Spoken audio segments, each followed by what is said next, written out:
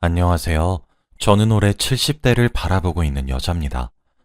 얼마 전 저에게 엄청난 일이 생겨서 한번 글을 끄적여 보아요. 정말 영화 같은 반전의 일이 제 인생에 일어나서 얼마나 신기한지 모릅니다. 저는 남편과 일찍 헤어졌고 아들과 둘이서 살았어요.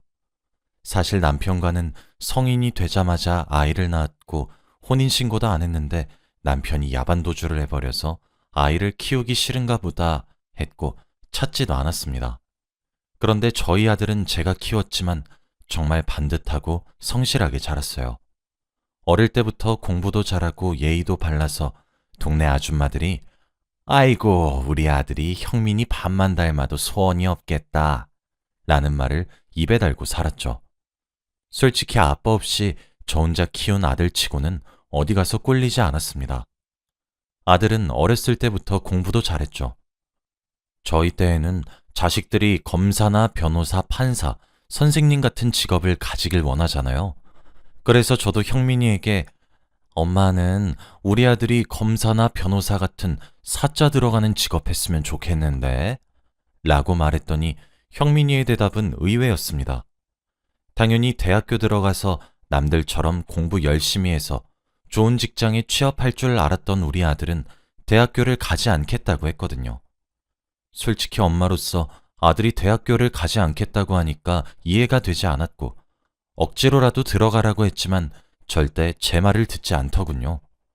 형민이는 커서 무조건 사장님이 될 거라고 했습니다. 엄마, 나 사장님 돼서 엄마 호강시켜줄게 라고 했죠.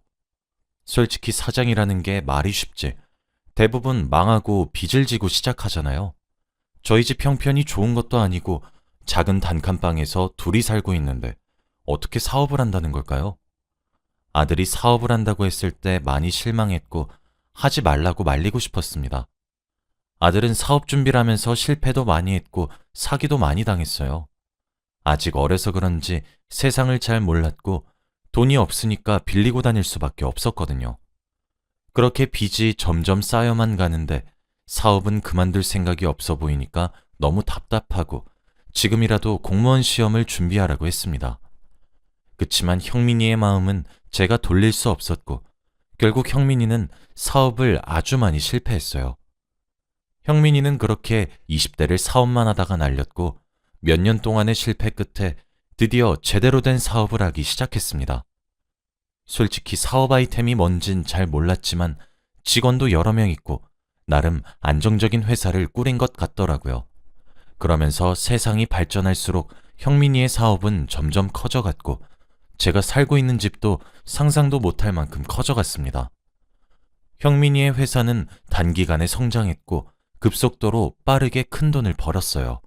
아들이 열심히 사업을 연구하고 실패할 때에는 늘 이 정도만 했으면 됐다고 그만하라고 말리기 일쑤였는데 막상 이렇게 성공하고 보니까 그 말을 한 제가 너무 한심하더군요.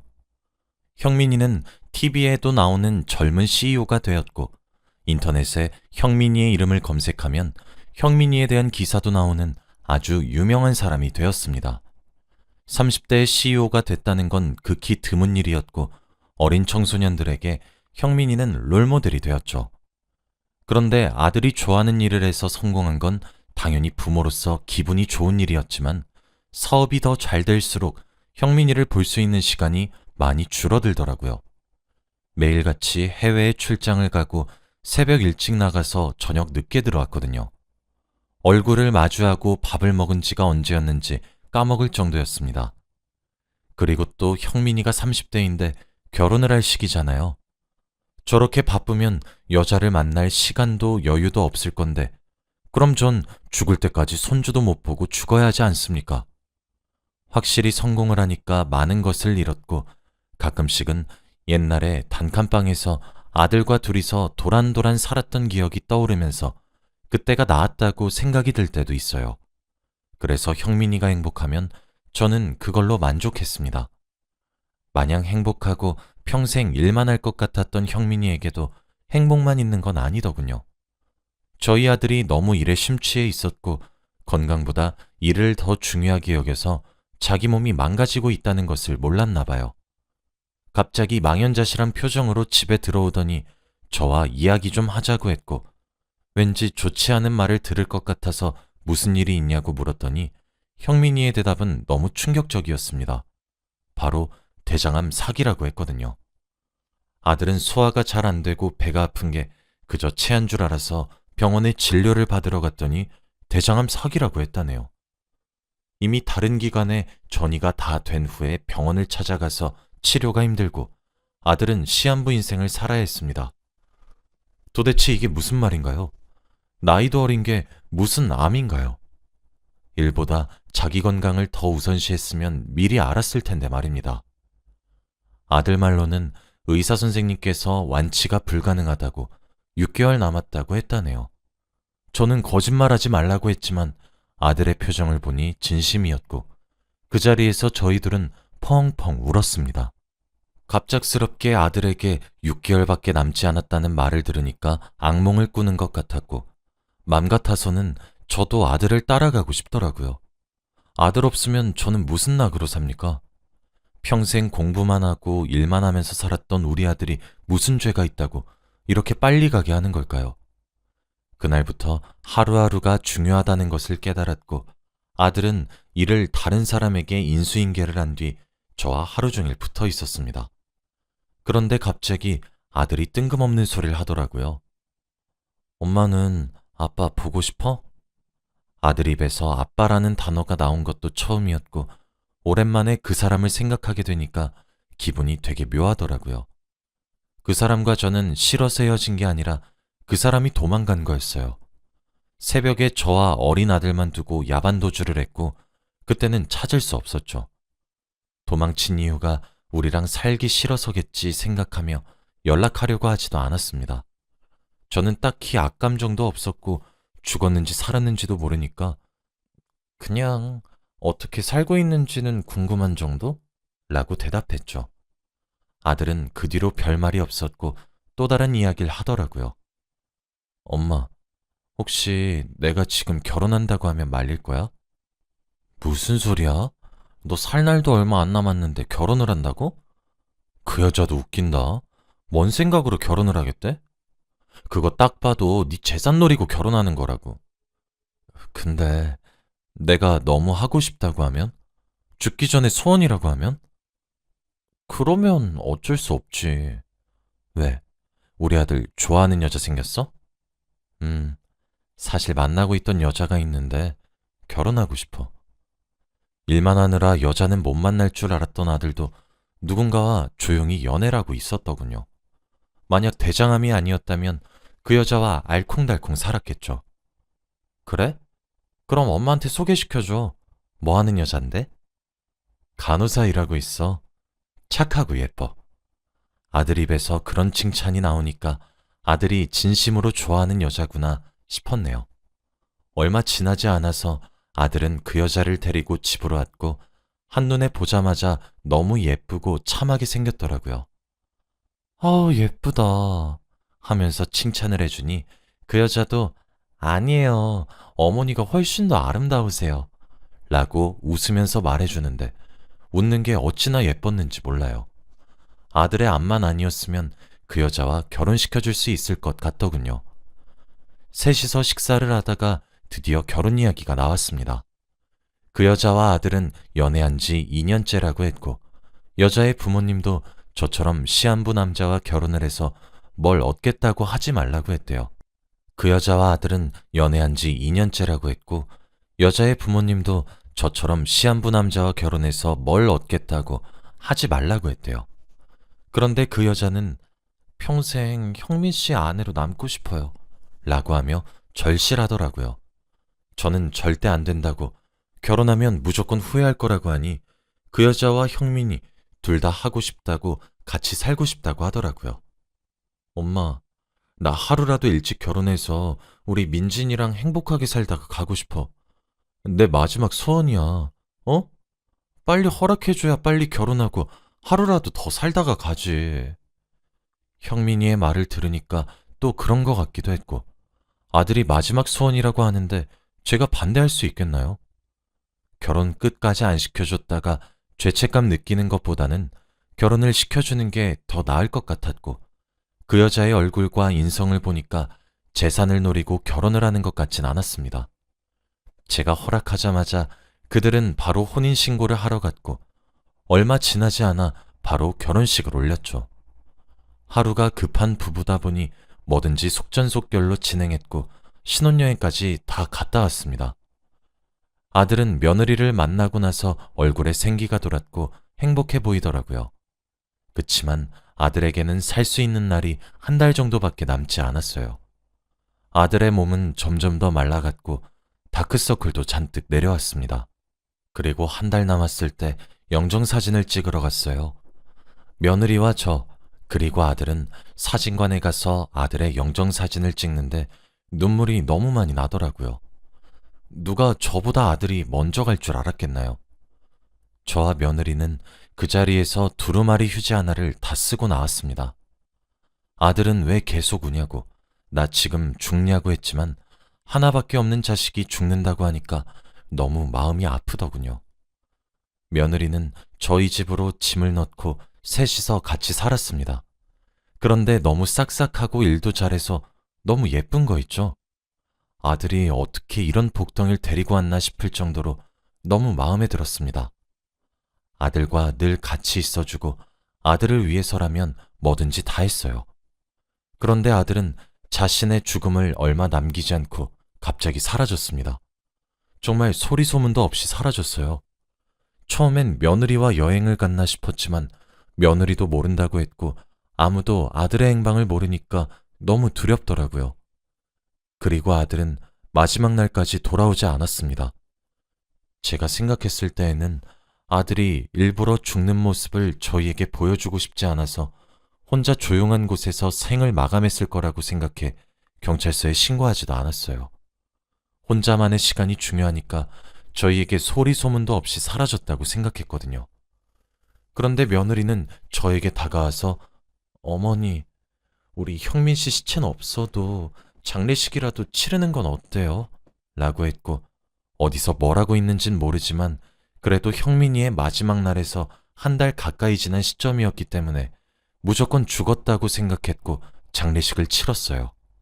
아들의 시신도 못 보고 보낸 건 너무 슬프지만 어머니에게 시신을 보여주고 싶지 않은 아들의 마음을 이해하려고 했습니다. 그렇게 집에는 아들 없이 저와 며느리 둘이서 살았어요. 며느리는 삶의 의욕이 없는지 하루 종일 TV만 보거나 침대에 누워있기만 했고 백화점에 쇼핑을 잔뜩 하고 들어오곤 했죠. 솔직히 너무 과소비고 다 필요 없는 물건이라서 이렇게까지 해야 하나 싶었지만 그래도 남편 잃은 아내의 마음은 제가 알 수 없으니 아무 말 하지 않았어요. 그런데 얼마 뒤 충격적인 것을 발견하고 말았습니다. 바로 며느리의 휴대폰 문자 내용을 보고 말았거든요. 원래 제가 며느리 방에 잘 안 들어가는데 그날따라 아들 사진이 보고 싶어서 영정사진을 가지러 들어갔습니다. 그리고 그때 화장대 위에 올려져 있던 며느리의 휴대폰에서 알림 소리가 들렸고 저는 무의식적으로 봐버렸죠. 그런데 대화 내용은 아주 충격적이었습니다. 평범한 여자의 대화라고는 도저히 이해할 수 없는 말들 투성이. 저는 그게 무슨 말인가 싶어서 저도 모르게 문자 내용을 확인했어요. 그런데 그 사람과 나누던 대화를 보고 너무 놀랐어요. 축의금도 받을 수 있고 부조금도 받을 수 있고 이게 웬 떡이냐? 야, 그리고 우리 남편 돈 많아서 이제 그 돈 나 상속받으면 우리 아들이랑 행복하게 살 수 있어. 저는 며느리의 이중적인 모습에 놀랐고 당장 대화 내용을 증거로 남겼습니다. 그런데 그때 며느리가 화장실에서 나오면서 자신의 휴대폰을 들고 있는 저를 보고 어머니, 지금 뭐 하시는 거예요? 라고 하더군요. 너 이거 뭐니? 너 우리한테 거짓말한 거니? 어머니, 제가 시한부 남편이랑 결혼을 왜 해요? 이제 다 보셨으니 어쩔 수 없네요. 맞아요. 저 사실 간호사 아니고 술집에서 일하는 여자예요. 그리고 아들도 있어요. 술집에서 만난 남자한테서 낳은 아이라 아빠는 몰라요. 뭐야? 이게 무슨 말이야, 너? 어머니, 저한테 뭐라고 하셨어요? 저 형민 씨한테 재산 물려받아서 어머니 저한테 잘 보이셔야 할 텐데. 옛날처럼 단칸방으로 들어가고 싶으세요? 이 집에서 계속 살고 싶으면 그냥 조용히 계세요. 착하고 예쁜 며느리는 아들의 재산을 노리고 접근한 여자였고, 바보 같은 아들은 그런 여자를 믿고 결혼까지 한 겁니다. 너무 분하고 억울했고, 우리 아들이 너무 불쌍해서 어찌해야 할지 모르겠더군요. 이미 둘은 혼인신고까지 한 상태라 당연히 재산을 자기 아내한테 남겼을 텐데, 그리고 아이까지 있다뇨. 그 사실을 당당하게 말하는 며느리가 더 어이없었습니다. 제가 며느리의 비밀을 알아도 아무것도 못하는 사실을 며느리도 아니까 그때부터 저를 막대하기 시작하더라고요. 이 집의 주인은 자기인 것처럼 행동하면서 저를 가정부 취급했습니다. 저희 집에서 일하던 가정부들은 다 쫓아냈고 저보고 밥해라 청소해라 하더군요. 그리고 아들이 좋아하던 인테리어들도 전부 다 자기 취향대로 다 바꿨습니다. 이뿐만이 아니었어요. 며느리는 남자까지 집으로 들였습니다. 정말 이런 광경을 보고도 제가 여기서 살아야 하나요? 당장이라도 이 집에서 뛰쳐나갈 궁리만 하고 있던 어느 날, 누군가 저희 집에 찾아왔습니다. 바로 아들 담당 변호사였는데 아마 재산 상속 때문에 오신 것 같더라고요. 그때 집에 있던 며느리는 변호사가 온 것을 알고 기분 좋게 뛰어나갔습니다. 대표님이 돌아가시기 전에 남기신 게 있습니다. 라고 했죠. 변호사님은 며느리에게 한 장, 저에게 한 장씩 흰 봉투를 주더라고요. 며느리는 좋아라며 흰 봉투를 열었고 거기에는 죽기 전에 아들이 남기고 간 편지가 있었습니다. 그런데 며느리에게 남긴 편지에는 김민진, 그동안 재밌었지? 이제 네 시간은 끝났어. 그리고 내가 너 돈 빼내서 네 아들한테 보낸 거 모를 줄 아니? 그리고 너 간호사도 아니잖아. 내가 그런 정보도 없이 너랑 결혼했을 것 같아? 내 재산이 다 네 건 줄 알았겠지만 웃기지 마. 곧 찾아갈게. 라고 쓰여 있었어요. 며느리는 편지를 읽고 당황하면서 손과 눈이 떨렸고 저는 얼른 제 편지지를 열어보았습니다. 엄마, 나야, 형민이. 내가 말도 없이 사라져서 너무 놀랐지? 잠깐 혼자만의 시간이 필요했어. 그동안 고생 많았어. 걱정 마, 곧 돌아올게. 그때 입구에서 누군가 들어왔고 바로 아들이었어요. 아들은 몇 년 전 모습 그대로였고 더 잘생겨졌더라고요. 며느리는 성큼성큼 걸어오는 아들을 보고는 너무 놀라서 입을 막았고 저는 아무 말도 안 나왔어요. 제가 꿈을 꾸는 것만 같았고 왜 죽은 아들이 멀쩡히 살아서 돌아오는지 궁금했습니다. 그리고 아들은 그 자리에서 경찰서에 전화를 해서 며느리를 체포해 갔죠. 순식간에 일어난 일이라 상황 파악이 되지 않아서 당황해하고 있는데 그때 현관문에서 낯익은 한 사람이 들어오더라고요. 기억을 더듬다가 드디어 알아냈는데 바로 몇십 년 전 도망간 남편이었습니다. 너무 오랜만에 만난 그는 외모가 많이 늙어 있었고 힘들어 보였죠. 그래서 아들에게 이게 무슨 일인지 당장 설명해 달라고 했습니다. 아들의 말은 정말 충격적이었어요. 아들은 죽은 게 아니라 해외로 간 거였대요. 그리고 더 놀라운 사실 하나가 있습니다. 남편이 그때 저희를 버리고 야반도주를 한 이유도 바로 며느리 때문이었다고 합니다. 그 여자는 아들에게 한 것처럼 저희 남편에게도 사기를 쳤고 갚아야 할 돈이 점점 커져서 저와 아들에게도 피해가 생길 것 같아 야반도주를 할 수밖에 없었대요. 그리고 상황이 정리되면 돌아오려고 했지만 이미 성공한 아들을 보고 염치 없이 돌아올 수 없었다고 했죠. 그리고 또 한 가지 놀라운 사실은 며느리가 저희보다 나이가 많다고 했습니다. 얼마나 얼굴에 돈을 많이 들인 건지 참. 남편에게도 사기치고 저희 아들에게도 사기를 쳤네요.